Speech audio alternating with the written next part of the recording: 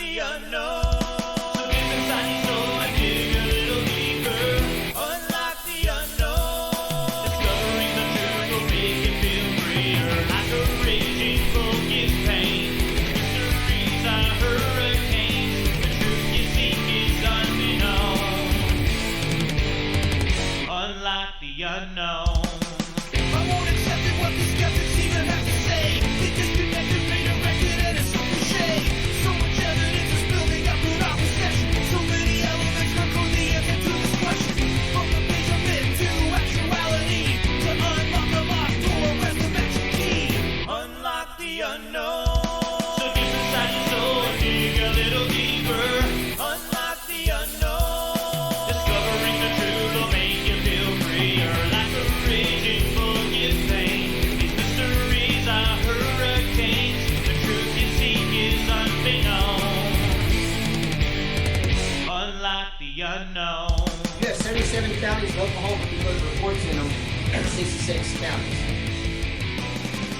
Cheyenne Indians call it Matzo Vista, meaning giant monster.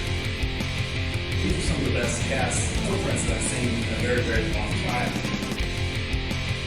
North Canadian River Project, we basically focus our investigations on the North Canadian River or central Oklahoma.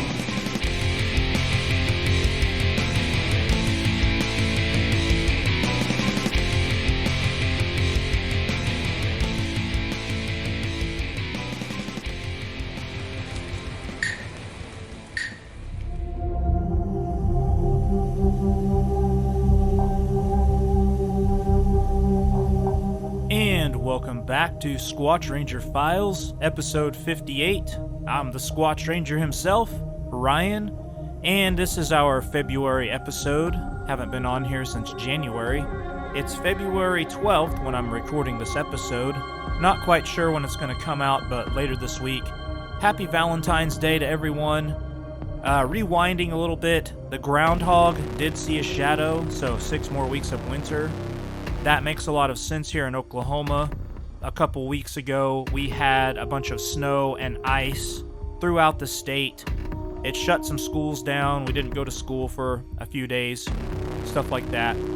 It's always really exciting when that kind of weather happens because the Native Oklahoma Bigfoot Research Organization, we sometimes tend to get some messages and pictures of people finding tracks in the snow and stuff like that. That didn't really happen this year, but it's always an exciting time of year when it does happen because definitely be on the lookout for tracks because it's easier to spot them when you have snow and such. It is episode 58. I'm glad to bring this to you. Just a couple of announcements. The show has expanded to the Anchor platform. We are very excited to be here. Anchor helps the show reach Apple Podcasts, Google Podcasts, Spotify, and many more.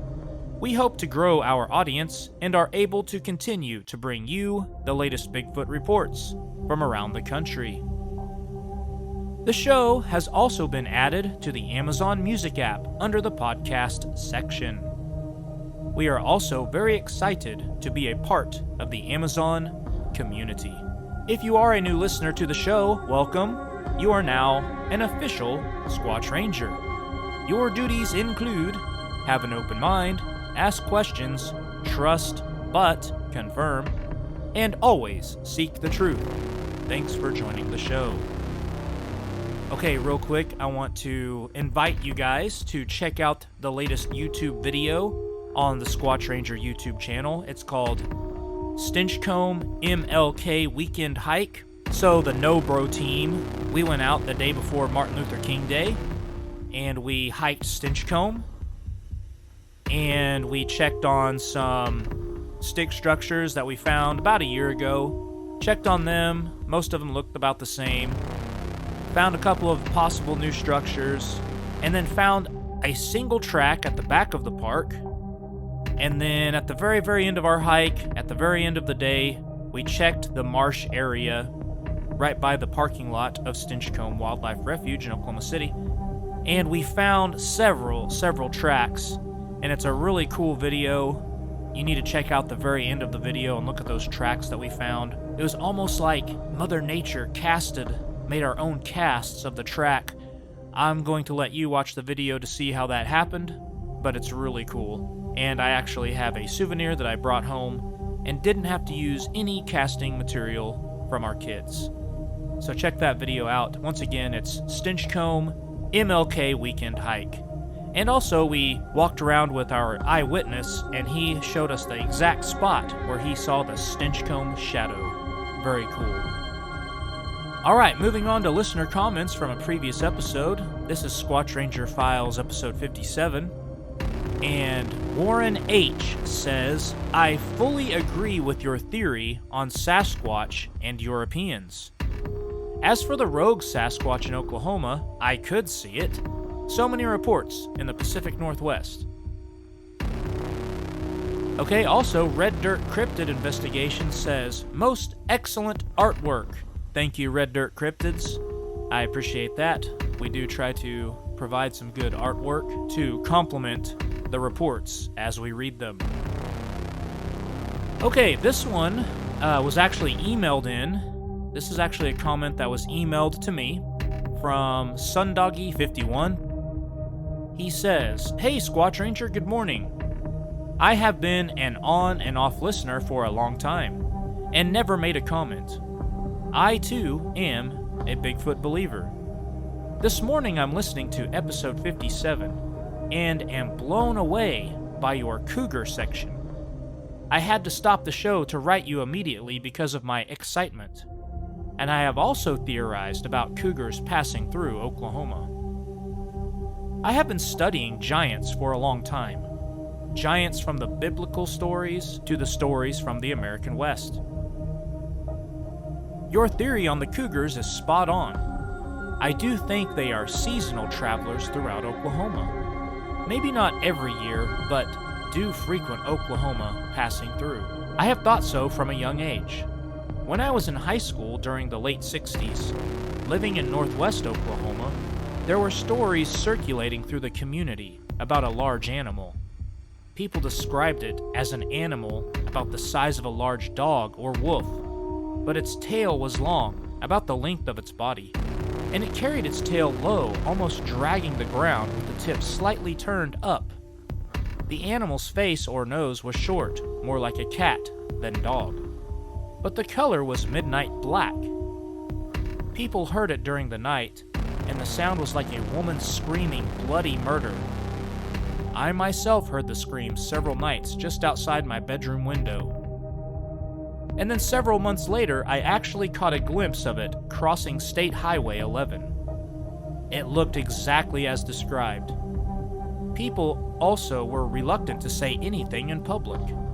This animal hung around the area for several months, maybe a year. Then the reports just stopped. And one last thing, the game rangers laughed about it and said there was no such thing as black panthers or cougars in Oklahoma. Keep up the good work, Sundoggy51. Okay, so that comes from Sundoggy51. Thank you so much for emailing me and writing that. Very good stuff there. Yes, so in my last episode I did kind of reference how the game wardens, they kind of say, and they won't admit that there's mountain lions in Oklahoma, a permanent population. There might be some here or there. What I mentioned in the last episode was 11 confirmed sightings. So they don't really want to admit there's mountain lions in Oklahoma. But a lot of people know that they're at least passing through and seeing them on their game cameras and eyewitness reports firsthand. If you have an encounter story to share with us, please email me at squatchranger@gmail.com. I would love to feature your story on this program. Alright, moving on. So my next segment has to do with how can Sasquatch survive in the coldest of temperatures? Okay, so bear with me. We're going to have a little bit of a segment here on that, and then I'll get into the Bigfoot reports. But kind of what inspired this was, well, in Oklahoma, about every February, it's right around February time, we have a week to 2 weeks of snow and ice. It's pretty consistent. It doesn't happen every year, but it's pretty consistent that in February, we're going to have a week to 2 weeks of snow or ice or both, and school will get let out, that type of thing. So it's been cold lately in Oklahoma. A couple weeks ago, it was very cold. So this made me think, okay, I need to do a segment on how are Sasquatch surviving in the coldest of temperatures. And I've had a conversation with one of my Bigfoot friends, Red Dirt Cryptids Investigations, Brian Terrell. He probably doesn't even remember us talking about it, but at one of our campout weekends, we were talking. And how can a Sasquatch survive in the coldest of temperatures? And so, I'm going to put this meme up. There's a funny meme going around. It says, if you're cold, they're cold, bring them inside, and it's the Sasquatch peeking in the window. So that's kind of a funny meme that goes around also. When it's colder weather, people will pass along. So that also kind of inspired this segment. So me and Brian Terrell were talking, and he brought up the point that, if deer can be out in the cold and survive, why not a Sasquatch? I mean, look at a deer. They have their thickness of fur, and it protects them. So if they're able to, be out there in the coldest of cold when it's, 2 weeks of ice and snow in Oklahoma, then the Sasquatch should be able to. And anywhere in the country where that's going on, they should be able to survive, right? So I thought that was really interesting because when I think of a deer, I don't think of a deer having the thickest of winter coat. I mean, they do have one, but I think of like a buffalo or something bigger, having more fur or something to protect them from the cold. But yeah, that's true. I mean, deer are out all the time in the elements, and if their little thin, winter coat is keeping them protected, then why not Sasquatch? So I had to look into this a little bit. I like to dig in and learn a little bit more details about this kind of stuff. So I wanted to go a little bit further with this. So like I said, Oklahoma's been having a pattern of heavy snowstorms and ice during a 2-week period in February. Other states are even worse than Oklahoma, okay? So that's kind of why we're talking about this today. So how do the Sasquatch survive? Okay, so let's take a deeper look here. So I got this off of a quick 5-minute Google search about the deer and how wide or how thick is their fur. How do deer keep from freezing in the winter? They also shed their summer coats in fall, and longer, thicker fur grows in to replace it. The fur in a deer's winter coat is hollow, which allows air to be trapped. The trapped air makes it easier for the deer to retain its body heat, according to the National Wildlife Federation. Okay, so that was off of Google, a quick 5-minute Google search. And then I searched, how many layers of fur does a deer have? White-tailed deer have 2 different coats of hair during the year. The gray winter coat is comprised of longer guard hairs and a soft, woolly underfur that provide insulation from the cold. This thicker winter coat is shed prior to the hot summer months. Okay, so exactly what is the thickness of how many inches deep is a winter coat for a deer?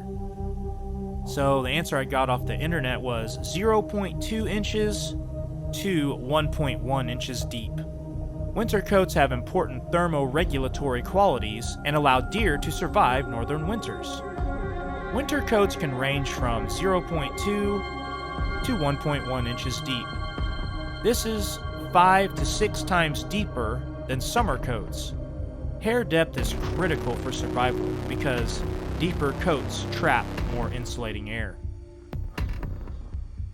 Okay, and then I wanted to know, okay, so what is the actual coldest temperature that a deer can survive? Because I think this is so interesting, because like I said, I don't think of deer as having the biggest winter coat, and, they're out there surviving just fine. So, what is the coldest temperature a deer can survive? For one, their bodies store extra fat to provide insulation and help them through the cold months ahead. In addition, they grow an extremely dense undercoat with hollow guard hairs that provide exceptional insulation. Thanks to these adaptations, deer can survive in temperatures up to 30 degrees below zero. Wow, okay, so negative 30. So now, after thinking about the deer, I wanted to check on some other animals and what their limitations are in the cold weather and that kind of thing. So I was looking into other animals with thick coats of fur to survive winter. There's this great article on the internet. I'll try to provide a link in the description of the video. nwtrek.org/animals keeping warm in their winter coats. So I got a lot of info from that article. Okay, so this article is called Keeping Warm in Their Winter Coats. And it talks about wolverines, talks about gray wolves, talks about black bears, and also it talks about bison. Okay, so it's a great article. I'll try to provide a link in the description of the video. Go check that out. Okay, so now, here's a musk oxen. Okay? Musk oxen can cope with sub-zero temperatures as low as minus 40 degrees Celsius. So I had to look that up. Minus 40 degrees Celsius is also minus 40 degrees Fahrenheit. So minus 40, negative 40 degrees Fahrenheit, musk oxen can survive. They are covered in warm wool, which is 8 times warmer than regular sheep wool. Musk oxen can survive on very little food. Okay, another animal that I found on the internet that can survive very well in cold weather, walruses. Walruses can withstand even cooler temperatures. They have been observed at negative 35 degrees Celsius or negative 31 degrees Fahrenheit. In cold water, blood is shunted inward as blood vessels in the skin constrict, reducing heat loss to the environment. Thanks to special adaptations such as a thick layer of blubber, 2 layers of fur, compact ears, and a small tail, polar bears can withstand temperatures as low as negative 50 degrees Fahrenheit. So they can do it all the way to negative 50. Pretty impressive. The Arctic fox is an incredibly hardy animal that can survive frigid Arctic temperatures as low as negative 58 degrees Fahrenheit in the treeless lands where it makes its home. So now we're at negative 58 degrees Fahrenheit. Very, very impressive. Okay, and here's another animal on my list here. Reindeer. Reindeer come from the Ice Age. They are used to surviving in temperatures as low as negative 70 degrees Celsius, or that converts to negative 94 degrees Fahrenheit. Evolution has made sure that they pass the test when it comes to survival. Their fur is dense, and each individual hair is so robust that the animal is optimally insulated in these cold and icy conditions. So that is very, very impressive. So those are just a few animals that can survive in cold temperatures, that can go even more than the deer could at negative 30 degrees. Now let's think about the Sasquatch. So if they're, part human, Neanderthal, are they, part primate, are they half and half? Whatever. So I started to think, okay, what about primates? How do primates stay warm in colder temperatures? And so this was just from a quick 5-minute Google search. I didn't go totally down a long road on this one. But how do monkeys keep warm in the winter? So I thought this was pretty interesting. During the winter, temperatures on Shodoshima Island in Japan drop to freezing. Japanese macaques, or snow monkeys, have a unique way of dealing with the chilly weather. Balls of monkeys are formed when a group of 5 or more huddle to share body heat and keep warm. Okay, so I thought this was really interesting. So this is a strategy that these Japanese monkeys, these snow monkeys in Japan use. They get in little pods of 5 or 6 and they huddle up and they keep warm when it gets to be freezing. Somewhere or another, if the Sasquatch are out there and they're surviving, they've either adapted like these other animals from the list and their hair keeps them warm, can survive up to whatever degrees Celsius or degrees Fahrenheit in the cold. And so maybe, they're going to migrate to areas where their bodies can take it. Maybe that's a reason why they do travel up and down throughout the country. Okay, that'd be a great reason. Okay, so they know their limitations. So they're probably fine when it's freezing cold out. They've moved on to somewhere where their bodies can take it. So their hair probably insulates them to a good degree and they're staying warm. Okay, another thing is maybe they take this idea, if they are in a family group, like some people say, they travel in family groups, maybe they do something along the lines of the snow monkeys in Japan. They huddle up in pods of 5 or 6, use all their body heat together to stay warm. So just a couple of things to think about. What do you think about all this? Please write in. You can comment on YouTube, you can comment anywhere you're listening on the podcast. You can email me. I'd like to hear your thoughts about this topic. Very, very good stuff. I'll leave it at one more thing. So, I started out as an entertainer where I dressed up as a Bigfoot, and I do have a Sasquatch costume. And I'll tell you a little story. So one year, the town I live in has a Christmas parade every year. I got invited by one of the local businesses of the town to wear a t-shirt of that shop, of that store, and dress up as Bigfoot and walk around at the parade with their float. So I probably walked a total of 2 miles. I'll just say 2 miles. And this year during the Christmas parade, it was the temperatures were in the teens Fahrenheit. I'll say 15 degrees. So very, very cold for the area where I live. That's cold for us. Usually every year at the Christmas parade, when I'm not involved, being Sasquatch or wearing the Bigfoot costume, I'm just in my regular coat and my jeans, and I'm cold. If it's cold out, I'm pretty cold and I'm uncomfortable. Well, I'll tell you this, I had that Bigfoot costume on in negative 15 degree weather, and I was never cold. So when I first got outside, it might have been a little chilly, felt like fall weather, a little bit. But once I started moving, and by the end of the 2 miles, my body heat was so collected up in that suit. That suit kept me so warm. I was overly hot in the teens weather. If I'm warm in this fur suit, this hairy suit, I mean, they got hair. They're staying warm too. Okay, it's a little bit different because I'm in clothes in the suit and all that kind of stuff, and they're not. They're naked under the hair. But I always go back to that, so I found that very interesting. On that particular year, when I did the Christmas parade and I walked the 2 miles along the float as Sasquatch, I was plenty warm. I had no complaints. I was not cold or freezing at all. So I just want to throw that quick little story out there. Now we're going to get into the Bigfoot reports. Once again, please write into the show. Let me know what you think about the topic. Number 1. Man has face-to-face encounter in Mizzou. 2011. Class A, nighttime sighting, and Class B, vocalizations. McDonald County, Missouri, and Adair County, Oklahoma. Date report submitted January 22nd, 2023. Encounter transcript. Encounter number 1. Approximately 10 years ago, month of June, between 10 p.m. and 1 a.m., in a state park located in mid-Missouri, we, myself and 4 other Bigfoot investigators, were out doing a night investigation. I was in front, 15 to 20 feet ahead of the rest of the group. The trail was moonlit. From my right, a Bigfoot stepped out onto a trail approximately 6 feet directly ahead of me, in what appeared to be a deliberate act. He turned and faced me.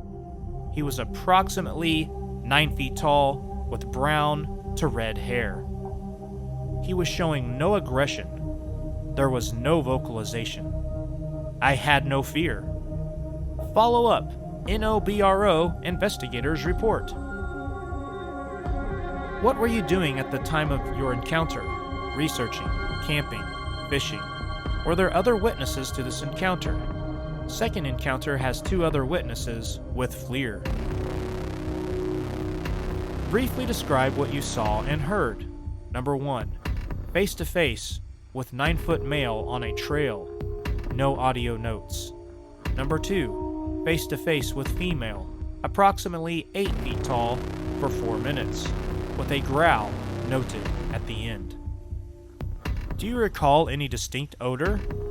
Not during these encounters, but while hiking. Could you have seen a bear? No, I'm familiar with what a bear looks like. Did you have any prior knowledge of Bigfoot before this encounter?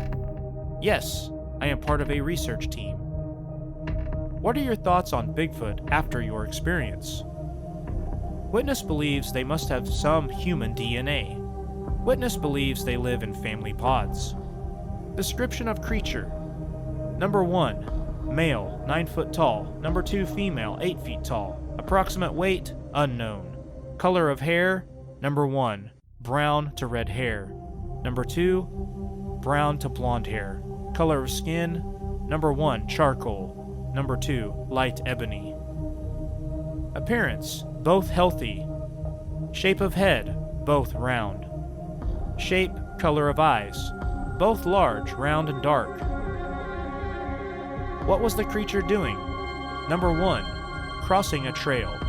Paused and faced the observer for 2 to 3 minutes. Number 2, creature observed approximately 100 yards away on FLIR. Went to observe more closely. Came into contact with the creature. Approximately 10 feet apart. Did the creature make any gestures or vocalizations? Number 1, none. Number 2, low growl at the end of the encounter. Did you feel threatened or in danger? No, neither time. Assumed observer was being warned. Number 2, man comes eye to eye with Bigfoot and communicates while hiking. The following Bigfoot encounter comes from Bigfoot, The Real Truth Facebook page. I've never shared this story until recently because it's unbelievable. I was up way north at camp at an undisclosed location, and we were doing some orienteering in the woods. Me being a former Boy Scout and knowing how to put red in the shed meant that I'd be the first one to finish. Once I reached the last waypoint, I heard someone in front of me. It sounded like one of my other classmates that were in my group, so I pursued him. The forest is a dense old growth forest. After chasing him with pure joy, thinking he's playing around, I abruptly came to a stop at a small clearing. With my mouth open wide, I met eyes with something that also had its mouth agape in pure bewilderment. He was covered from head to toe in light brown hair, except for his face, ears, hands, and feet. I was staring into the biggest brown eyes I'd ever seen. We startled each other. He was over 7 feet. As our eyes stared back into each other's, he looked over his shoulder and made a soft primal cry.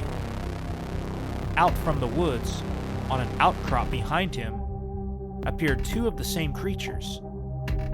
As soon as the 2 saw me, they instantly retreated to the tree line. I instantly got down on my knees, closed my eyes, and folded my hands, and told this being in front of me that I meant no harm, and that it was an honor to be in the presence of something that's been around for thousands of years, longer than the natives. As I opened my eyes and got up, I was shocked to see it hadn't run away and was still looking at me, except with a now warm expression on its face. In awe, I stuck my hand out and promised him I wouldn't ever reveal his location. He looked at my hand curiously and grabbed it. His hand was so huge that his fingers extended to my forearm. His nails looked like a human's who had never cut them. I started slowly shaking his arm, and he got nervous and suddenly gripped my arm with the other hand. His strength was immense. As he saw the pain on my face and how soft I was gripping his arm, he loosened his grip completely and just stared on at me, seeing intelligence and the shine in his eyes. I proceeded to introduce myself, caveman style. I beat my chest twice, and I said, "Brady," and was floored to hear this creature repeat it after me. I beat on my chest again, and then pointed at this creature. He got excited and mimicked me by beating his chest and saying, "Ta Reed," in the deepest voice imaginable. I then repeated his words back to him, and a shocked smile filled his face. He started grunting like a silverback gorilla to the tree line, and out came the other two creatures. He beat his chest and pointed at me, and as I repeated his name, the other two creatures squealed in amusement. I know this sounds like I have a wild imagination, but time seemed to stand still while I was in his presence. Eventually, I finally heard my friends in my group finally coming around the ridge. So I looked back at my new friend and I gave him a hug goodbye. His light brown hair actually smelled sweet. My head only went to his chest, and I was surprised that he actually embraced me and hugged me back. He started patting my back, so I did the same thing to him. Finally, I let go and waved. As I watched him stand there, he turned around and began walking up the bluff behind his family. He then turned back around and waved back at me. I promised him I'd never tell the location. Once in a lifetime experience. If I'm lying, I'm dying. Had to get that off my chest.